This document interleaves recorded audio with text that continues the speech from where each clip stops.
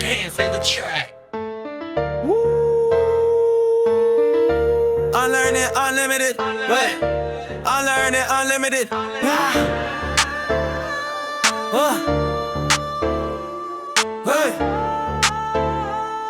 Welcome to Unlearn and Unlimited podcast. My name is Dr. Sito Narcisse. I got my guest co-host here, Miss Tatiana Echevarria. Hey, and today we have a special guest in the studio. Okay, in studio, baby. Dr. David Heiber, founder, the head of Concentric Educational Solutions, also Redemption. There's a whole lot of stuff. I'm going to let him talk about himself. But I've known Dr. David Heiber for a long time, a great educator, motivator. And you know, most people don't know your story, which I'm excited for them to hear about your story. Today's podcast show is going to be called, we call it the all-inclusive illusion of education. Wow. And the reason that we call it that is because the reality is people think what they think they know about all these things in education. Mm-hmm. And a part of our podcast is always talking about what's unlearned, what you wish you didn't need to learn. Yes, right? Absolutely. And then what's unlimited about the possibilities. And I would argue that your career in life and how you approach things is a pure example of that. And I think it would be great for our audience and listeners to hear about what that is. And also hear here's what is really the real, right? Yes. And here's how you can be succcul in that space, right? Yes. And so me and Tatiana did a little bit of homework on you. Okay, a little bit. Okay, a little bit. Okay. You know, I know you. I know you a little bit more than usual because of the many of years of things I've seen you do in education with kids, keeping students at the center, which is something you always talk about in the work, your home visits and all that. But the beautiful thing I think that'll be interesting is, which I'm hopeful that we really get to as we have this discussion, is for people not only to hear about your truth in the work, but more importantly, like what are the things that are unlearned? Right. Absolutely. And then what is the things that are unlimited in terms of possibilities? Because you have reinvented that stuff tenfold and have success. And I've been in space where people are always asking, well, what did he do? What did I do? And, you know, it's not quantum physics, this thing, right? No. But I do think that education has gotten so complex and polarized and all these things. But there's one thing that's been true is that kids has still been the center, regardless of what you think, right? No matter what community you're in, no matter what color your community, no matter what race, socioeconomic, class, I don't care how you categorize your community, the bottom line is kids are still at the center, right? Absolutely. And you guys have done that. Or at least it should be. They should be, in theory, right? Yes. So we're going to dive in a little bit, but we're going to do like we always do. Okay. I'm going to highlight just a few things that I know about Dr. Heiber. Dr. Heiber served as an educator, has been a school leader, has been in a lot of different places across the country, has really helped to transform a lot of districts across the nation when it comes to like home visits, this whole product and stuff that he's done with working in his organization. And has also helped a lot with a lot of community things that's happening in organizations, right? And has been a vocal person around that space. And so we're just glad you were able to come down to the studio live to talk about that. No, absolutely, man. But I'm going to give you an opportunity, as we always do, Tatiana, to let you tell your story. Okay. Because I think it's important that people can understand that. I always remember I always bring this up with Dr. Freeman Hrabowski. Dr. Hrabowski, yes. Yeah. Great dude, other than he's an alpha, but right.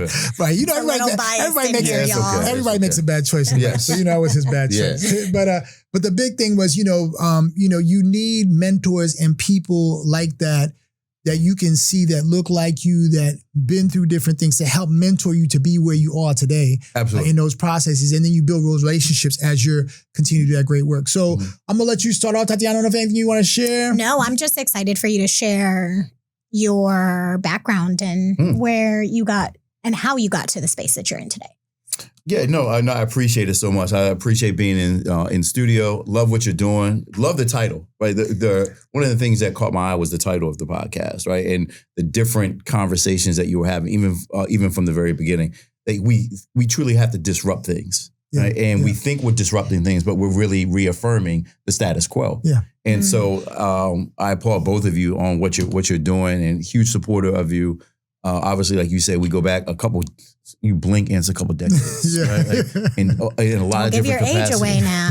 Oh, no. I don't even dye my hair no more because that joint come back in 2 days, right? And then I always miss a spot because of my lazy eye. Like there's always a spot right here that I miss. I'm walking around like I got a birthmark, right? Like so it's always like that. But no, I appreciate it. No, it's It's been a journey, and it continues to be a journey about what you're going to lean into and what you think you're going to lean into, and then really what God's going to lean you into. Yeah. And sometimes they're not aligned, and sometimes God has to keep giving you either subtle reminders or he gives you a kick in the butt. And for me, I'm a donkey. Like, I don't listen to gentle reminders. And we have crucibles in life. And understanding and recognizing, I think that at the one place that I'm now, on the precipice of turning 50, I know what those crucibles are. I kind of feel them. And some people call them God winks, but for me, it's this is supposed to happen like that. So going through this season of change, right? It makes me kind of reflect back. And so I never wanted to be an educator. Quite frankly, I thought I was going to be a professional athlete. Baseball was my favorite sport. I wasn't very, I wasn't very big. I was good, but I wasn't very big. So I got into running. And, I try to tie all this in is that what running taught me is meritocracy, that you really, it's less about team. You're a part of a team, but it's about what you can do. And I didn't understand it at that time, but I loved cross country, and that was distance. And everyone thought I was a sprinter, but no, I was a cross country. And then I was a distance runner in track. And so I got a lot of track scholarships, 42, 43, and I could have gone D1. But I'm biracial. I'm not just light skinned by accident. I'm biracial. And I didn't know my biological father, and my mother didn't raise me. So when I always say my parents died when I was in high school, it's my white grandparents who raised me. And people would be like, well, wow, you're really militant for being raised by white folks. Yeah. But I grew up on Conway Twitty, Merle Haggard, right? The Kendalls and stuff like that. George Jones. And so my senior year, everything was going on pretty well. But 3 days before Christmas, my grandfather, died of a heart attack, Christmas shopping. On the corner at the gas station next to my high school. Okay. Right? He was my world, because obviously I didn't know my mother wasn't around, and I didn't know my father. So he passes away. Kind of long story short, we lose our house, me and my grandmother. We end up to a townhouse / apartment. She ends up getting brain tumor and lung cancer. Yes, so my senior year is abruptly just cut short. Yeah, just completely disrupted. And this was in Baltimore, right? No, this is in Delaware. This is in Delaware. Yeah, Delaware Square. That's right. Yeah, okay. I'm in Delaware, right? I was at the largest high school at the time, William Penn High School. And so here's what's interesting. When you start looking back at your life and you see all these pieces coming together. Yeah. I was an all-state athlete. When my father died, my grandfather died, I remember going to school the very next day, right? And going to the gym and playing ping pong. And my gym teacher at the time, Mr. Brad Lane, allowed me just to play ping pong. No social worker checked on me, no administrator, no teacher. It was Mr. Lane. Right? And then and then I couldn't run because I started doing all types of stuff that I had no business doing, right? When my grandfather died. And so I couldn't run my coming up. And I go from this all-state athlete on the radar, right, where everyone's trying to get to you at the time, get recruitment letters in homeroom and stuff like that, to now no one's messing with you. No one's checking on you, right? So I'm this lost person, right? And then, so at that, my grandmother gets diagnosed with brain cancer and brain tumor and lung cancer. And she ends up going to chemotherapy and stuff like that. Now, at that time, I'm really deep into stuff I have no business doing. And I end up getting arrested. And then I end up getting sentenced, and I went to prison. As I'm in prison, my grandmother dies.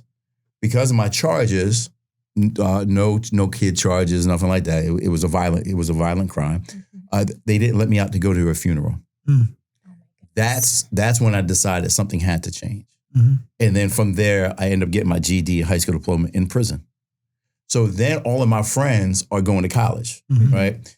And I end up reaching out to my cousin at the time, and one of my friends, he's my line brother, our frat brother now, and he's like, yeah, I'm going to Lincoln University. Now all the D1 colleges have written me off, right? Yeah. Lincoln, and this goes back to my sense of fraternity and HBCUs. Lincoln, I applied to Lincoln from prison. Wow. Lincoln accepts me from prison. I get out of prison August 9th of 1996. August 9th, 1996. 9 days later, I go to Lincoln with nothing, $50 gate money. my felon, my people who have been locked and up. Lincoln is out in Philadelphia, right? Right outside Chester County. Right, Chester County, yeah. First HBCU. Shout out to 1854. Founded as Ashman Institute. That's my plug. But Lincoln accepts me. Mm-hmm. I go to Lincoln. I'm waitlisted because I'm 9 days before freshman week, and there's no room, right? And I have no money, right? So I go up to Lincoln and I'm like, look, if I don't, part of my condition of release is you got to attend Lincoln. I'm like, Lincoln was like, well, we don't have a room for you. So they end up finding a room for me. This is in 2-3 days. I had no money. They found money. A anonymous alumni gave me money to fill the gap from financial aid. So I got up to Lincoln in August 18th, 1996. Mm-hmm. And from there, then I started thinking, okay, I want to be an attorney. Dr. Wachuku, my history department head, was like, look, this is when we're getting to graduate. He was like, you might want to think about something else because of my crime, right? And I'm not going to pass the bar because of the ethics portion and stuff like that. So I was a triple major at Lincoln: history, Black studies, and education. And during that time, that's when I pledged. Shout out to Kappa Alpha Psi Fraternity Incorporated. Yo. And then I became Mr. Lincoln. And then when I got accepted to Temple Grad School and Temple Law School. And I was like, okay, what am I going to do? I knew I was going to go to law school because Dr. Wachuku. And he was like, why don't you just do African-American studies? Shout out to Malefe Asante, who wrote the foreword to the book. And that is where the reason I'm kind of tying that together is under Malefe Asante, I studied Afrocentricity, right? Modern day, I create concentric. My theory of change is concentricity.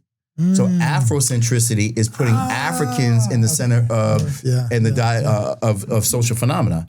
Concentricity is putting students at the center of school phenomena. So you took your studies yeah. and applied it into what you eventually turned into a company. Yeah. Concentric is just the business saying for my theory of change is concentricity. Right? Yeah. So then I go to Baltimore. Baltimore would be the only place that would hire me. So I remember no disparaging remarks. This is back in the day to Harford County. I was student teacher of the year. This is when you used to have to student teach. And I didn't tell them about my charges. So I got hired and stuff like that. They were like, great. We need Black male teachers. Now go take your fingerprints. I was like, damn. Well, that's problematic. Let me tell you about something. And basically was, don't call us. We'll call you. Right? But one of our frat brothers was in the HR department in Baltimore City. I was like, look, I need a job. I'm about to graduate. And he was like, look, do you have a kid charge? No. Do you have a sex offender charge? No. Do you have a gun charge? No. Come to Baltimore City. Oh, wow. We'll figure it out. Yeah. And then the tipping point was, rest in peace, my sentencing judge, I tried not to cry up on this. My sentencing judge was a racist white man, Judge Norman Barron in Delaware. 18 years on the Supreme Court bench, he changed one person's sentence, mine. Oh, wow. To allow me to go to Lincoln. And when I used to send him my transcripts every semester, and he would never reply, but Pam, his secretary, would say, thank you, I'll give it to Judge Barron. I couldn't get the job, right? And I needed a job. And so I reached out to Judge Barron. Pam answered the phone. I said, look, I graduated. we need a job. I need a reference and stuff like that. She comes back to the phone and says, Judge Barron wants to meet you. So I go to Delaware, go into Judge Barron's chambers. And he was like, I took a chance on you. I'm going to take a chance on you again. Gave me a little African statue from Ghana. And he wrote my letter of recommendation to the Board of Commissioners for Baltimore City Schools. That started my education career. Wow, what a story. That's wild, right? You can't make this stuff up. Can't make it up. Yes. But when we talk about unlimited possibilities, can we just center on that? Right. Your story is exactly that. That is beautiful. Yeah. It is so beautiful. Well, let's start it off, right? So, there's a lot of lessons could be learned in this. So what is in terms of something unlearned, you would say, like, you've had a lot of success in a lot of different spaces, especially with education, culture, engaging a lot of things. What are some myths you would be like, hey, listen, I didn't need to learn this, but I still was able to overcome this and I'm still being successful? Yeah, that I think a myth is that there isn't a system in place. There is a system in place. There's a system. There's not this one omnipotent white person oppressing everybody, but there is systemic racism. That is the truth. That's my lived experience. Let me say that. I've had a lot of success, but I'd rather be judged by my failures and my falls than my successes. I have far more falls than successes. I mean, I think you learn more from the failures and the challenges. We have a saying that there's no such thing as a mistake, only a lesson learned and experience gains. And that's kind of what I learned. That like there's these myths, that there's these experts, and you have to go A, then B, then C, then D together. It doesn't but work that's what like the that. educational system teaches you. Like, right? That's exactly what it you teaches do this, you. Yeah. and then you do this, And and, you're then you gonna do get this, this. and then you do this, and then if you do all those things, It's supposed then to you work. get here. And so then the thought is that if you do all those things, right, then they can't understand, well, why students are still not succeeding. Because students are humans. That's You right. can't do A, then B, and expect C. It doesn't work like that. I recently read a book. It just came out by Dr. Karita Brown. I'm paraphrasing, The Battle for the Black Minds. And you know, like we're in the space now, like I read, but I don't necessarily always go through a whole book. I actually read her book, and she goes back to the premise of post enslavement education, that around Tuskegee and around Hampton, and then versus other HBCUs, how we're liberal arts colleges, and how fundamentally, like, although we look at it as a dichotomy from industrial education to liberal arts education, it really wasn't a choice. It was to reinforce the system that was going to be in place post enslavement. Right. And we haven't branched too much from that, right? So like even now where we are, right? Now Black educators, we're there. We got superintendencies and stuff like that. Shout out to NAPSI, 54 years and stuff like that. It's an illusion. It's really an illusion. Think about superintendency. You have some wiggle room, but you're checked by a board, right? You're checked about what you can do. Right. And you're kind of in a box. Right? It's an illusion that we're actually in control. And then we're around here fighting each other. Like we literally fight each other. We fight each other for speaking engagements. We fight each other for podcasts. There's so much of that stuff. Right. Those are some of the things that I think we need to unlearn. Like those systems are in place for a reason. And so when you think about the educational system, the thing I always find fascinating about your story is you overcome, right? If I looked at you on paper, or if I showed visually you, they probably wouldn't think about the level of success you've gotten, right? And you're trying to replicate that in systems for kids who are disengaged in school, right? Yes. Right. And so what I find interesting is like most of the time when you talk to educators, there's a belief system that they've been taught. Yes. That I do A plus, 1 + 1 will equal 2 and 2 + 2 = 4. Like they go through this process and then they figure out over time that there's a lot of peaks and valleys. There's a lot of things to overcome. There's this whole human aspect in nature. And then teachers are either not given opportunity to help kids problem solve through that, right? Or community members are engaging with people having different sets of challenges around that, right? So like, what would you say to the things that you, like, now that you've worked with thousands of schools, you in all these states and stuff, if you had to tell people in these systems, like, hey, stop, like, this is the thing I would tell you need to unlearn about so educators can do X, Y, and Z, what would those things be? Stop doing the same things packaged differently and expecting different results, right? It's a definition of insanity, I think they said, something like that. So remember, like, we're 2 decades, well, I'm 25 years in it, something like that, right? We're in our 20s in education, right? As far as experience. Now the big thing is MTSS, right? But it was RTI, right? And then it was then we talk about wraparound services, but then it's the whole child, chronic absenteeism, student disengagement. Like you see, I'm not in the matrix too much on social media. I tried not to be. But I don't even know how to post on Instagram, quite frankly. Right. I've just gotten Satisfactory on LinkedIn, and you see all these things: hashtag chronic absenteeism, student engagement, and stuff like that. Listen, before I went to prison, I went to 4 other high schools that I got kicked out of in a matter of 6 weeks. Right. What are you bringing kids back to? You're bringing them back to the same institutionalized systems that didn't service them in the first place. Or didn't want them. And quite frankly, they didn't want them. So what I'm suggesting to districts now in schools, and this is kind of antithetical to what people ask, right? They come in and say, they ask me to come in and say, we need you to do this. How are you going to do it? And my answer authentically is, I don't know. I have no clue what the hell I'm going to do when I get to a school, right? I have a lens or a framework, but Concentric, everyone thinks Concentric was a program. It's a malleable and adaptable theory of change based upon ethnographic study. So it literally is able. I took Freeman's work, I took Du Bois's work, Dr. Barbara Sizemore's work, and I just blended it and say, okay, how can we understand students and families from the communities and their experiences in which they come from? So that's why it's an adaptable framework.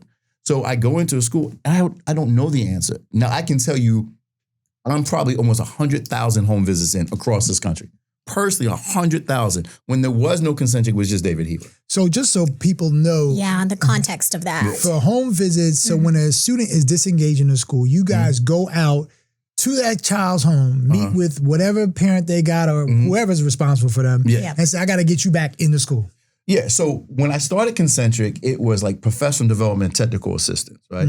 But this is what I tell young entrepreneurs. You can go in with a concept, but the market will tell you where you're going to go. Absolutely. If you pay attention to it, right? Exactly. Right, and so, it just tells us. So I was trying to train people how to do home visits. So one of my earliest contracts and engagements was in Detroit, right? Baltimore gets cold. Detroit is brick city, right? It's different. It is cold in Detroit. We talk about, but they good people though. But I love it. 7 months, right? And so when I first get to Detroit, and this is where God really teaches you. What's interesting is my biological mom, who's white, she was born in Detroit, right? Wow. On my way to my first contract, to sign my first contract, I was on BW Parkway, 295. I got a call from the ER in Tampa Bay, Clearwater, actually, right? My biological mom, who I hadn't had contact with in like 8 or 9 years at the time, had a stroke. My number was in her office. In her phone. Wow. On my way to where she was born, right? Wow. It's a little full circle moment somehow, yes. But so I was in Detroit, and everybody wants to do home visits in August and September, right? Oh, we all rally, blah, blah. Yeah. I'm talking about when it gets 6 inches and they don't shovel and they don't plow. So I was trying to. It's different. So I was trying to train people how to do the work. But when it got cold out and you had not just cold, competing priorities as teachers. Absolutely. They didn't want to do it. And Detroit is like 4 east sides, right? Pick any east side in any major city, right? And it's all that, right? And so I just said, okay, I'll start doing the visits. And it was through that ethnographic study. That's what home visits are. When black teachers had to live in the neighborhoods in which they taught, if a kid didn't come, you just knocked on the door. Right. So what we were talking about before we start filming, sometimes innovation is just going back to the basics, right? Like you just do the 1-2 step, right? And so that's what it was. So the home visit can't be punitive. Right. And it can't be, think about how we aligned our supports with the criminal justice system. Truant officers, attendance agents. That's like the feds. Right. So no, all I'm doing is knocking on the door and saying, how can I be supportive? Now, I'm not going to give the whole framework. You got to buy that joint. But no, that's essentially what you're doing. Yeah. And we're just trying to understand what the challenges are. So as we talk about, when you did home visits, was that K-12? Was that particular grade levels? Or K-12. It is K-12. Yeah. Now, I also wanted to dive a little bit deeper when we talk about unlearning some things and adjusting.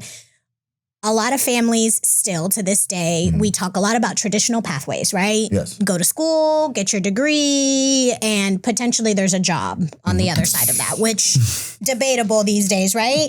And that's your way to, get a successful career. What untruths or misperceptions about this path do you see? And especially as you've gone around the country, have done so many home visits, you see kids that live not traditional lives, especially when, again, we consider the truths now that exist post-graduation for kids. No, it's interesting. You, like Sito, you probably have more of an insight, particularly from a leadership perspective of this, I think education is one of the least innovative industries across the board. It's so antiquated.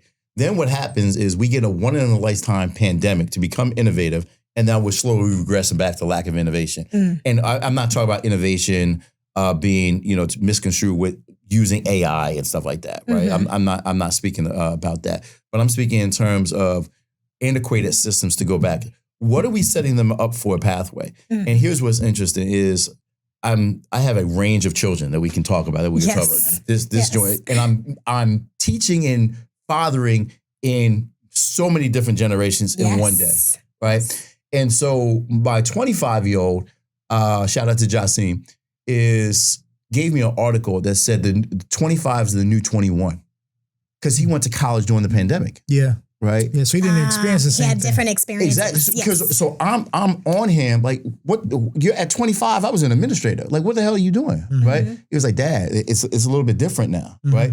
But I say that to say is that there's this pathway that young people no longer fit into that box. Right. Like they are even more entrepreneurial now and trying to do something on their own. And instead of us leaning into it as educators, it's saying you got to do this. And you really have to follow this script.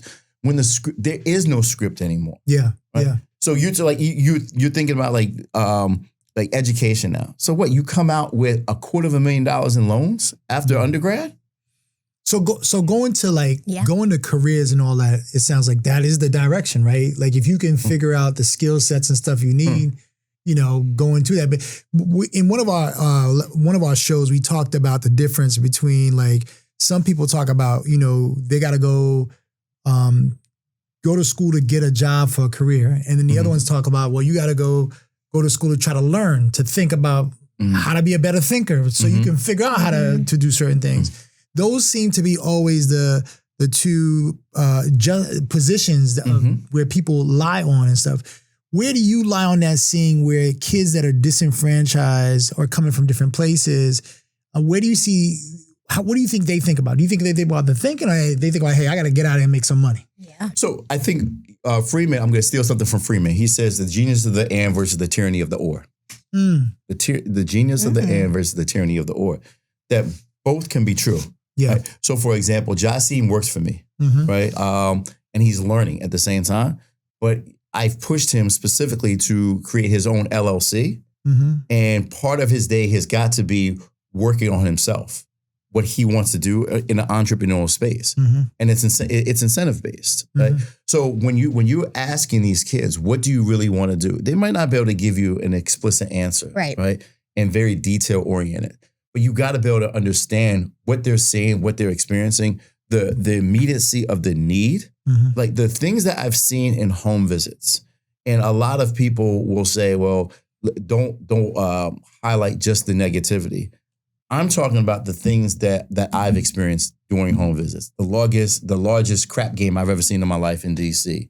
Getting cursed out, but given some scotch during Thanksgiving dinner when I was doing home visits on Thanksgiving. You know what I mean? And this was happening to kids during that time. Oh yeah, yes, right. In real time. And you're listening, but you're authentically listening. So even with when we're talking about home visits, we're working with different districts or different schools. They're like, let's go do home visits. Before you do home visits, before you knock on a single door, have you done work on yourself? You have to do self-work. I remember one of the first contracts was in DC, right? In Anacostia, not the new Anacostia where there's no berry farms. I'm talking about where there was berry farms. And roaches literally crawling on me and having to be okay with that joint on a Saturday morning. I clearly remember exactly where I was, but I've done so much. Like I remember eating off a floor in prison because I had no books on the money. You know what I mean? No money on the books. Right? Like people just want to jump out there. Have you done work? And then we always say this, do you see color? And people are like, nah, I don't see color. I call cap. I want to use a stronger word, but I promise you I won't curse, right? And for those of you that know what cap means, it means that's a lie. That is false. Like you see color. So like when white folks be like, I don't see color. Yes, you do. Yeah. Because I see color. Yeah. Black folks say that too. I don't see color. Yes, you do. Yes, you do. Yeah. Right. But it's funny you talk about that too, because I always, we had a show that we was doing. We talked about the difference between race and socioeconomics, right? Status, yes. Because, it's always like, people don't know, like poor white kids go through a whole lot, poor black kids, poor Latino. Right. Like, it's not necessarily about the race. Yes. But I would argue that it is highlighted at time when it is a minority, right? Or a black kid or a Latino, like they can see that, right? But in the world we create, people, they don't think about like poor is poor, right? But how people treat you sometimes is based sometimes on how you look or how you present yourself or your potential, right? I mean, there's not just one construct, right? So it's not just black and white or racial or ethnic. It is social economic as well. Yeah, that's right. Right? Like there's that interconnection of seeing it, right? So I always say, are you going to give back just to marginalized people, right? But we do see race, right? We do see ethnicity. We show and see social economic disparities, right? And differences. Because I'll give you an example. So shout out to my people in Baltimore. There was it's still there, Security Square Mall, right? When I first moved to Baltimore, and I went to Security Square Mall, and I went to go see Kings of Comedy. So I'm dating it, right? And I went to that movie theater. My feet sticking to the floor, people smoking weed in the back, right? Dude trying to holler at my girl. I'm like, I ain't going here no more, right? So then I went to Owens Mills. Yeah, right? Totally different world. Yeah, totally different world. So no, I saw that. I'm like, nah, I'm not going to this spot, right? Like, so you see it as well. Yeah, that's right. And you feel it. That's right. So, but schools is interesting, right? Schools are posted, the concept around schools, when you think about it, an unlimited version, is to bring people together, get you to think and process. But sometimes in some ways, schools create these categories of kids. Absolutely. Right? Absolutely. Right? Who's the learner versus not the learner? Who's the jock, not the jock? Who scored better on a test, not on a test? But the reality is none of those things are predictors of future success. You don't know. That's right. And also how we define success looks different for people too. Right. Yes, so I think that's another element to add there. I want to loop back to your work with home visits, the mentorship piece that is, tied to that.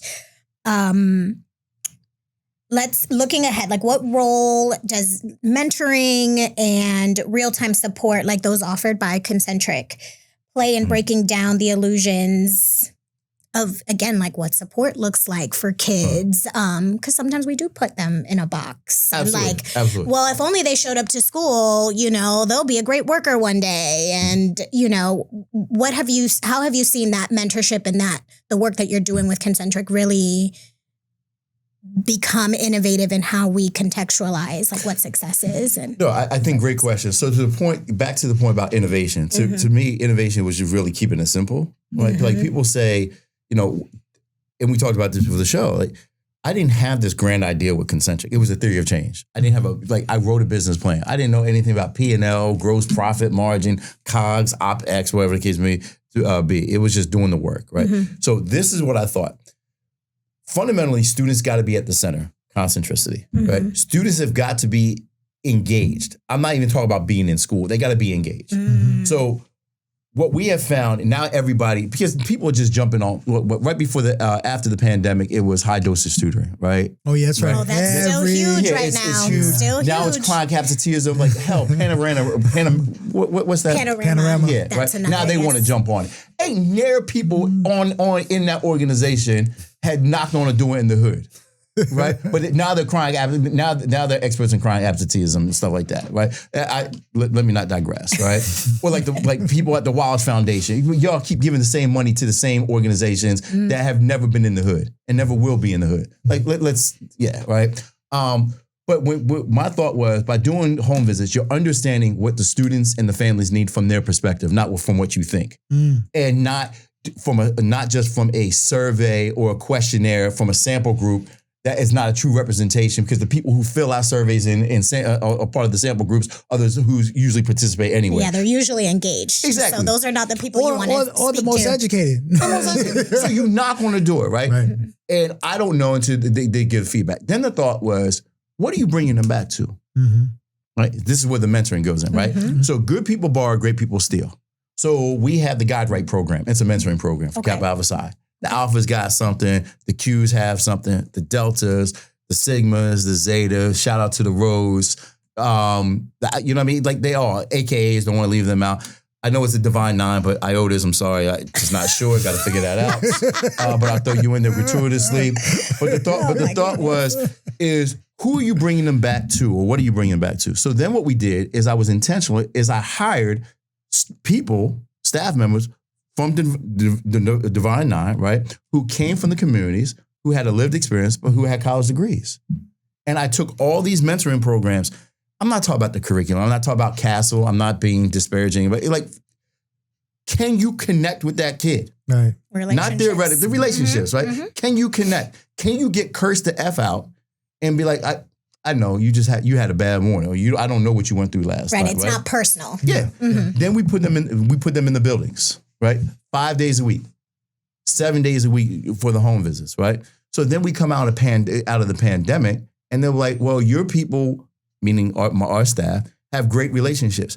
If you're in a building 5 days a week and you authentically care about kids, because this is the great thing about students, they don't care about your title. No. They don't care about what you drive. No. They don't care about. They know, they'll know if you're authentic. That's right. And they'll connect with you. Yeah, they can very quickly scope out someone who is here for the right reasons and or not. So then we did that. Come out post pandemic. Then it was like, okay, your staff have great relationships. Can your people tutor? Well, yeah, we have college degrees. We can tutor, and we're not gonna just go online. We're gonna actually work with you, and we're gonna build a relationship, and then we're gonna do the academic acceleration. That's how I grew. Home visits as the one. So they always say the one for Apple. I'm a Droid person, but what is the one for Apple? What do you mean? Their primary products. Computers. iPhone. Oh. It's everything else is built around it. Yeah. Okay. If you have an iPhone, then you get an iWatch, right? Or you might get a Mac. But everyone needs a device. Yeah, and they sound like they're building tools around educational solutions, right? Yeah. It's how you live every day almost. And let's be real. It is 100 degrees now, right? Up northeast and stuff like that. No one wants to do home visits. You sweat, right? And we knocking on doors. Yeah.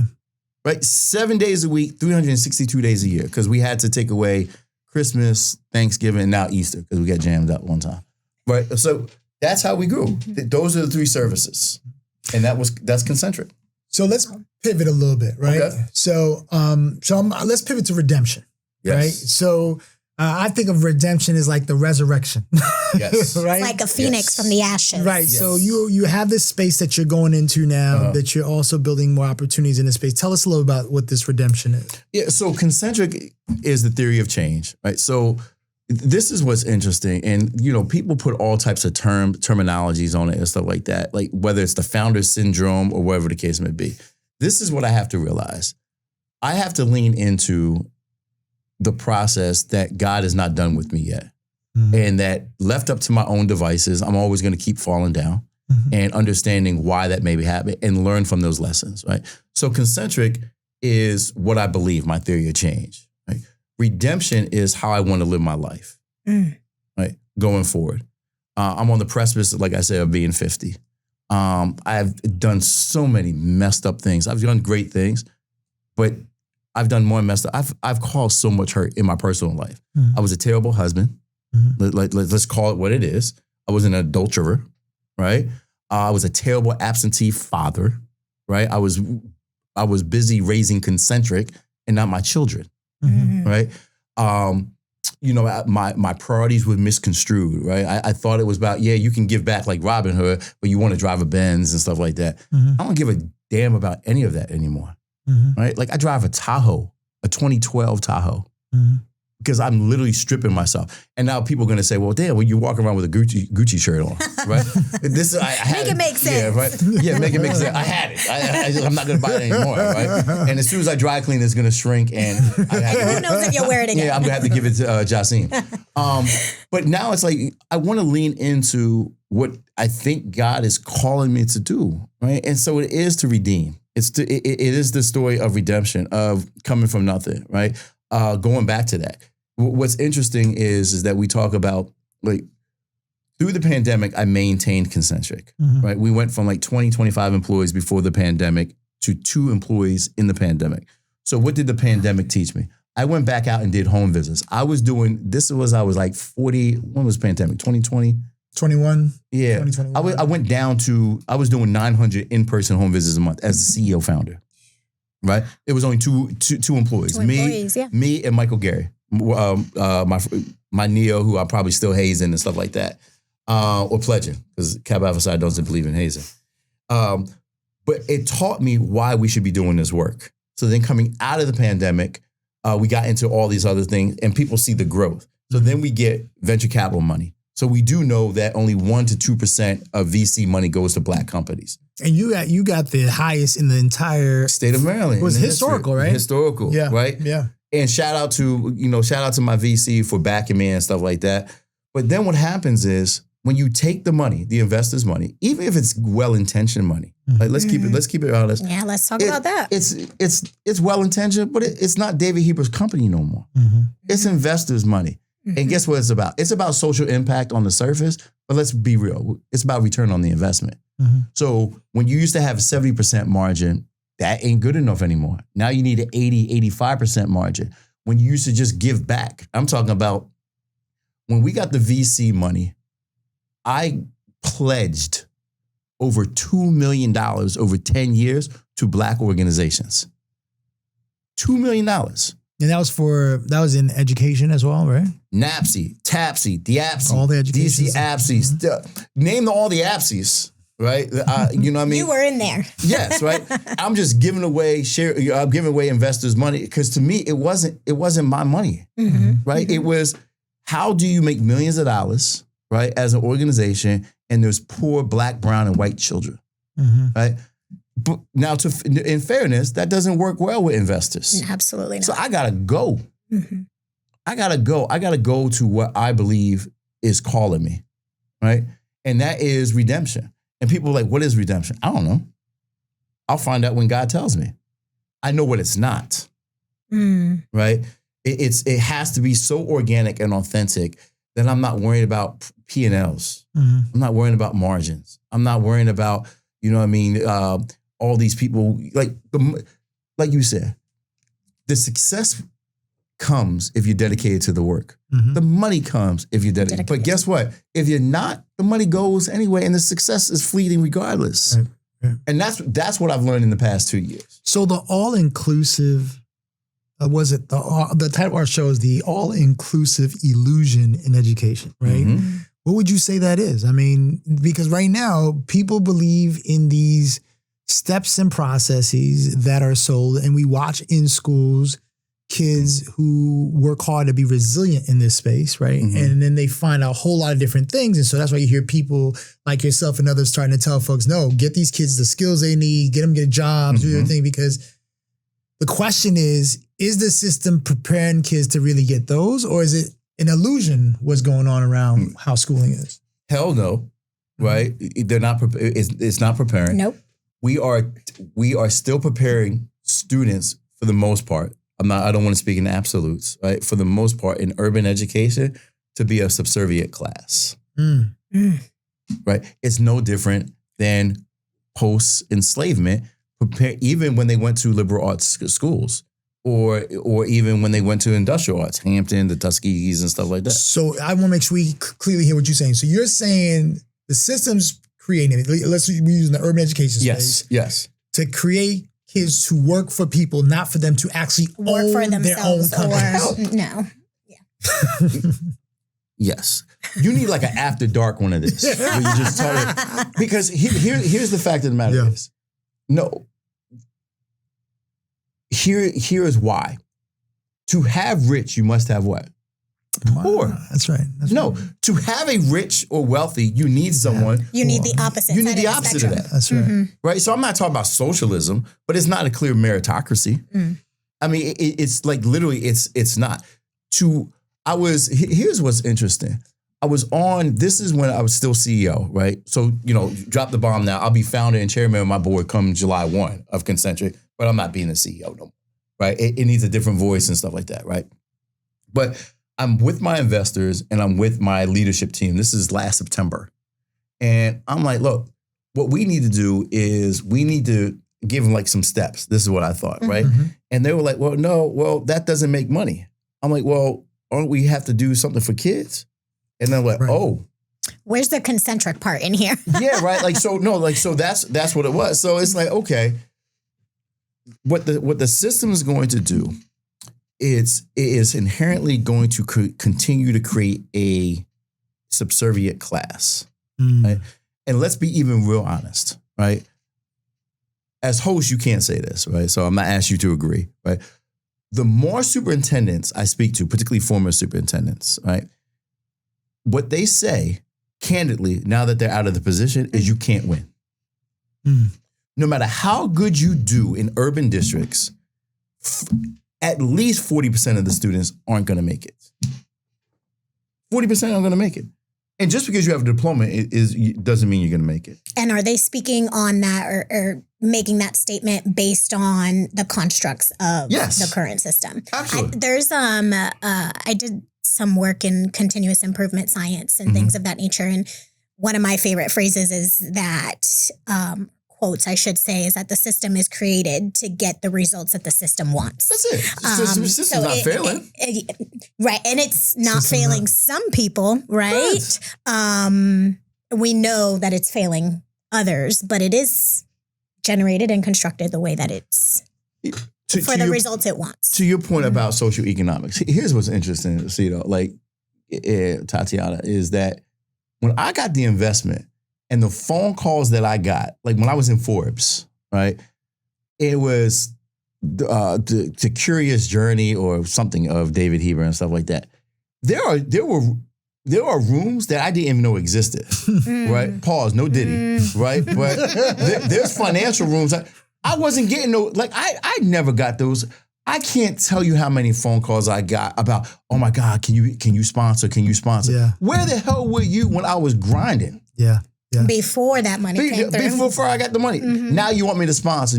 But for the Black organization, I unapologetically gave my money to NAPSI, TAPSI, APSIs, all that stuff, because I truly believe that even that there's liberation behind there, right? I can't take...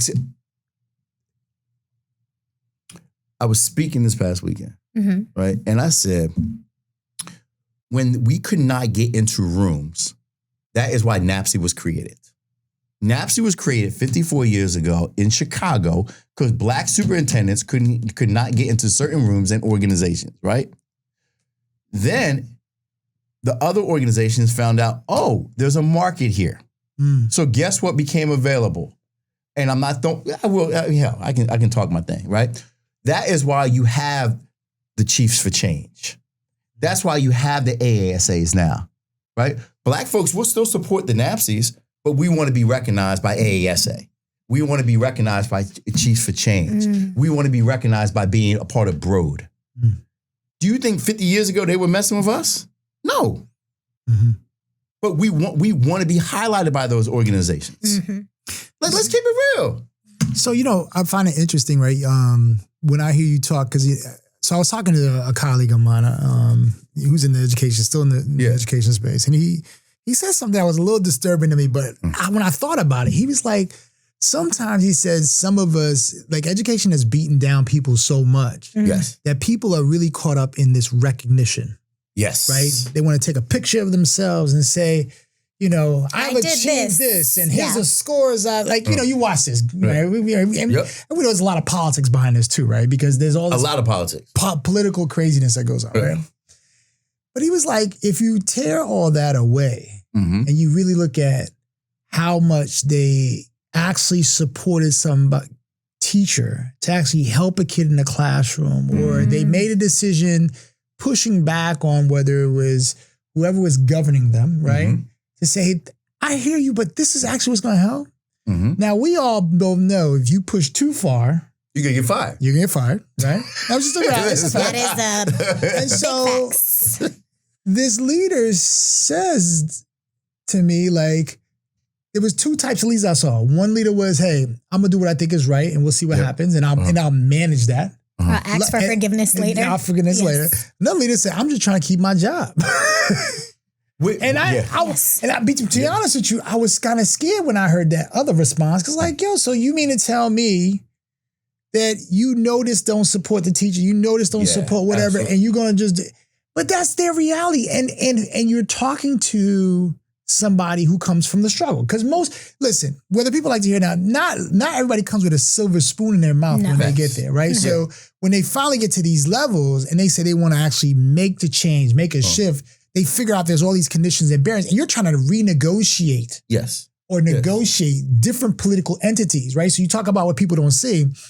I learned moving up in school systems that every time I had an opportunity, I saw more of something I didn't know even existed. Mm-hmm. Right? That was mind-blowing for me too. So every level, all the way up to the superintendent, I said, what? This got nothing to do with education, right? Nothing, And it has nothing to do with and you watch spin-offs and this and this and this. And so that's why, when we started talking about this work, we're like, listen, we got to talk to the people who actually doing work. Because to be honest with you, the people who too far from the work are too busy politicking. Mm-hmm. It's got nothing to do with a kid reading. I don't care how they spin it to you, right?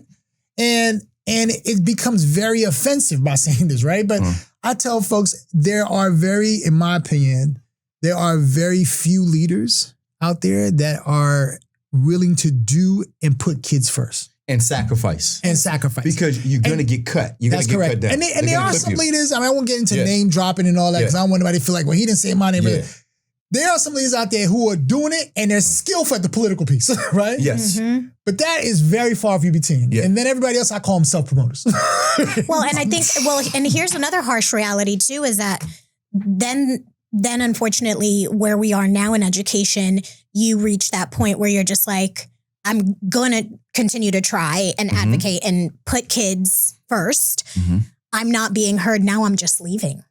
Yes. So then that's the hardship that we're also facing, where I want to do what's right. I'm advocating for what's right. I'm not being heard, or maybe I'm slightly heard. This is not going to work for me. And then really good people are leaving the educational landscape. Yeah. If you do this work hard enough and long enough, you're going to be fired. You're going to be castrated, and they're gonna cast you away. That you're gonna have to understand that. Yes.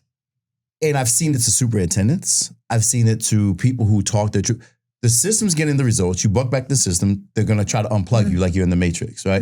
But to your point, I get it. We're still in the age, like we're the same age, right? That you're taught work hard. Right? Get a good job, right? Try to do the best you can, but don't mess up your bag. Yeah. But think about it. Like you still have a car note. You still got tuition. Mortgage. So I get it, right? So my thought is what I want, the legacy, and we talk about redemption, what I want to leave is that when I die, right? Because it's not to sound morbid, but I think I'm probably going to live till I'm 60. And anyone who knows me knows that, right? Like, and I'm okay with that, right?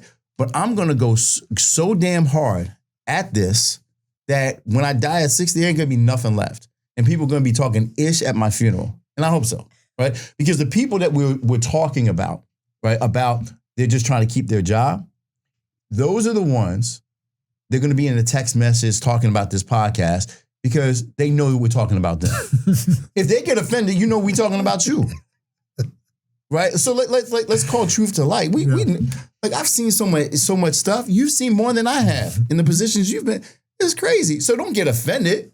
Just do what you need to do. Do right by kids. You got to do right by kids, and do right also by communities, right? And I say this is going to me it could be for any. I mean, I've worked in a lot of different communities: black, white, yellow, green, rich, poor, whatever. I was like, whatever community you believe in, right? Go hard for that so that community can do well, right? And I think, most of my experience has been in that urban space, but I always say there's so much more opportunity and resources and richness in working in ways to help communities do better. Because to me, kids are a part of communities, right? Yes, absolutely. That I think that nobody really gets to see. And the other part I always think about is we were talking about this whole notion about this illusion in education is you always, the country's humongous.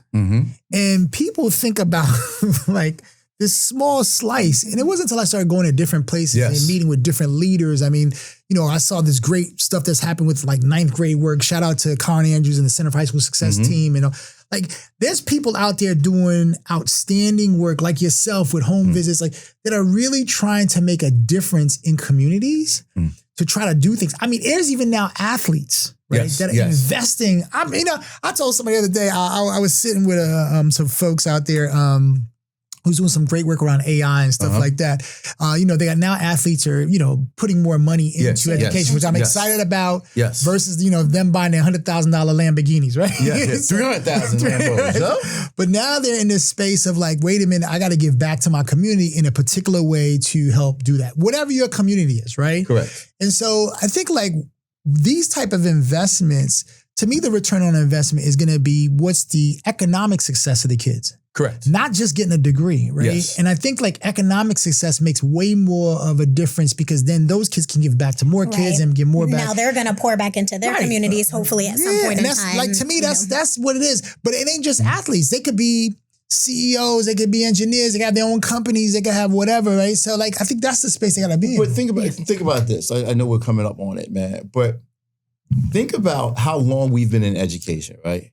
The same organizations and companies that keep getting the same contracts and nothing gets any better. And those companies know who the hell they are, right? They're getting millions and $1 million contracts. They don't give back. I think every contractor, vendor, company should give back 5 to 10% of their contract value back to directly to the kids. Directly to the kids. They're not going to do that because profit margins. They can't. But you think about the same organizations out there and they're promising all these results because everybody only publishes what good stuff. What they want people Correct. to see. Yes. How is it that you're always between in marginalized communities, 40 and 60%? I don't see any. That's the range, right? Or you go down further, but you don't see too many. A superintendent comes in and take a metric, say literacy, right? Proficiency. And you go from 50 to 55. You're the best thing since sliced bread. You're still in the 50s. Yes, right? But then you go from 55 to 57. The board is saying, what the hell is going on? You only went 2%. There's a cap that you can't, there's a cap that you can't get to. But all these companies are promising all these results. Right. How can we know better? Like we're no better. Like literally, I was with. There's another shout out to Marlin of 21st Century Ed. I'm talking about like Black companies that actually give back to Black organizations and Black communities. Right. We're fighting to get into spaces where predominantly white companies have monopolized the spaces, and they're not giving back. And they continue to get those contracts. Oh my God! With lack of results. God. Yeah. Oh my God. I mean. That's a whole nother episode. That's a whole black, brown, poor white kids, districts, white companies getting millions of dollars. That's a topic right there in and of itself. And stuff like that. That's another episode loading. Another episode. Well, let's do this. I want you to give you a few minutes to talk about your book. Yeah. Okay, So okay.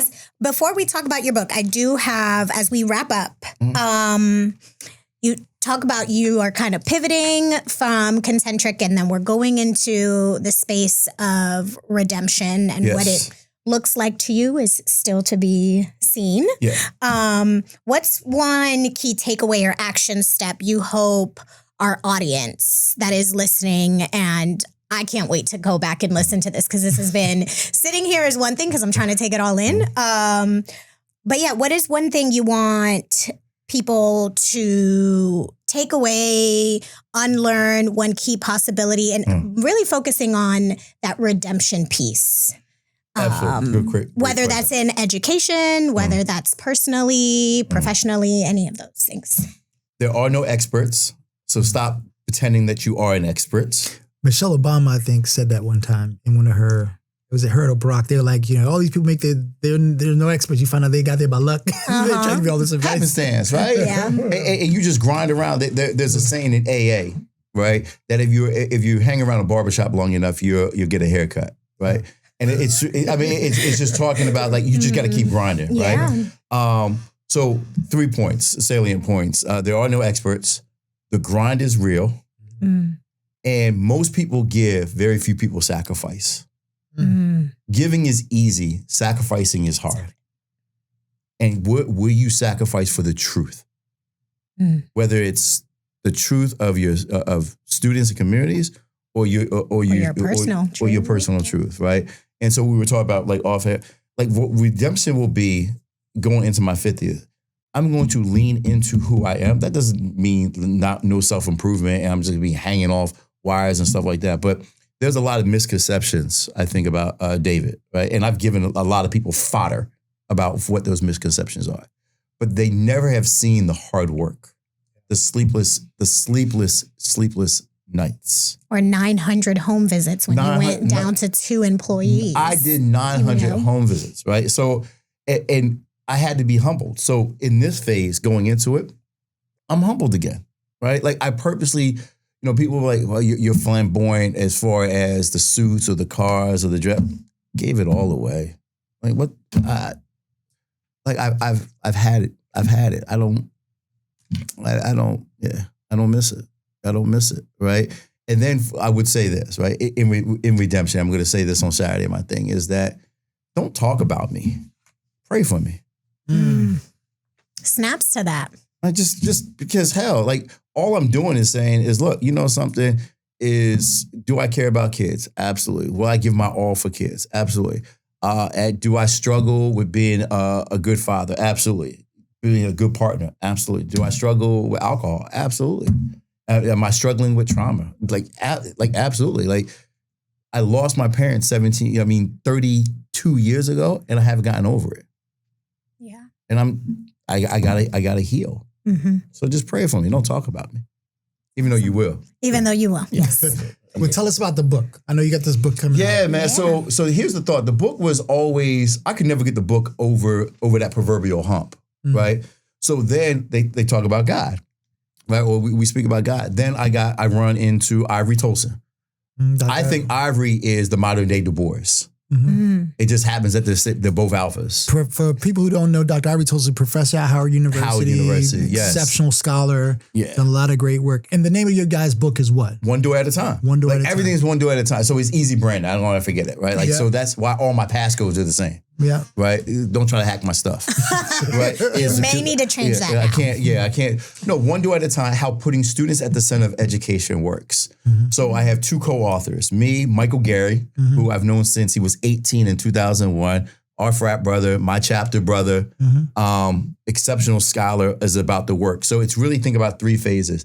I'm talking about the story of Concentric, like theoretically about where Concentric came from. Michael was talking about the work because he's done, second to me, the most home visits in the company across the country. Like I remember him getting shot at in Birmingham, him doing a home visit while they were breeding pit bulls out in the, it's buck wild, right? Wow. But then Ivory bringing it all together. So what it's meant to be is a full-fledged, almost like textbook around student support services. Yeah. That's what Concentric really is wraparound services in a theoretical framework with application.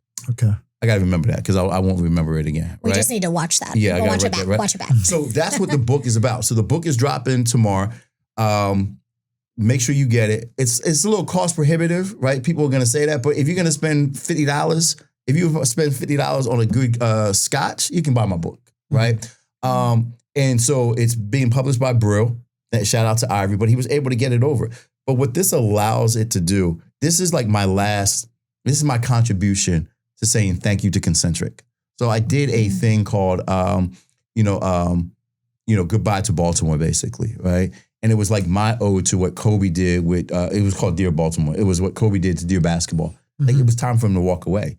This is my gift to Concentric. Like Concentric, I birthed Concentric, right? 16 years, I gave, if it needed blood, I gave it, right? If it was sweat equity, whatever the case may be, I did it. This is me doing that. So now going into redemption, I'm going to publish my memoir, right?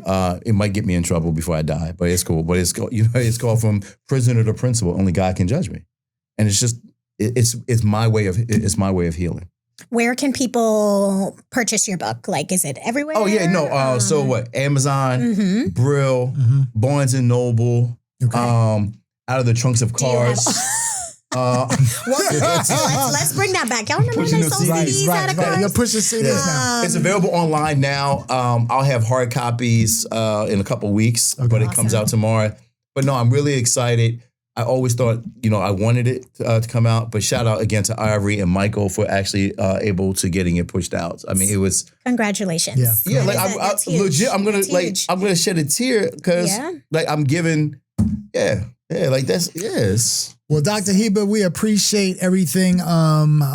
Great show. Our show, the title was The All-Inclusive Illusion in Education. You gave us a whole lot to digest. I know we don't have enough time to keep talking about a whole lot more topics, but we definitely one day want to invite you back again to talk some more about this stuff. Please make sure that you share, like, and subscribe to our channel if you like what you see. Support us in all we're doing. Our goal all the time, as we tell people, is to try to make sure that we can talk about the things that people don't want to talk about, right? Yeah, and absolutely. That makes people uncomfortable. The clash of education and culture, Unlearn and Unlimited. And so we'll see you on the next show. And thank you so much, and have a great night.